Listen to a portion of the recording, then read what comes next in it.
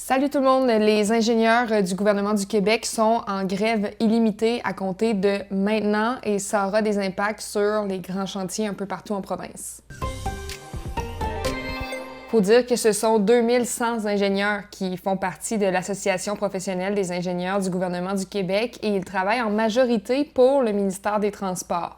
Certains chantiers qui n'ont pas encore été lancés ne le seront pas tant que la grève ne se règle pas, alors que des chantiers qui ont débuté pourraient être mis à l'arrêt. Faut dire que les services essentiels, comme les ingénieurs qui travaillent en santé et sécurité du public, eux restent en place et les deux parties dans ce dossier-là s'accusent de bloquer les négociations.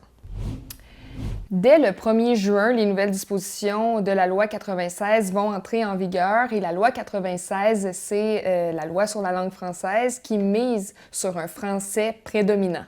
Ce que ça veut dire concrètement, parmi les nouveaux règlements, les entreprises devront apporter des correctifs si leurs noms et leurs enseignes n'ont pas un français prédominant. Par exemple, Canadian Tire devra ajouter des mots en français sur la façade de ses magasins.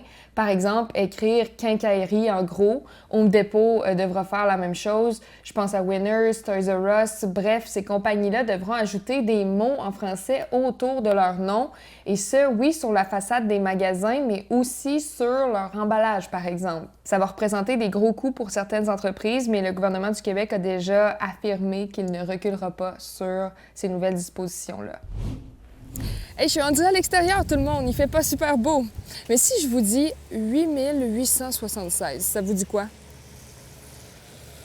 Ouais, c'est le nombre de déplacements qu'il y a eu pour la première journée de la saison d'Avelo. Pour vous donner une idée, l'an passé, la moyenne de déplacement était de 7000 par jour. Il y a de l'engouement, mais aussi plus de stations et plus de vélos cette année que l'an passé. Hey, bon week-end tout le monde, puis il annonce plus beau, heureusement.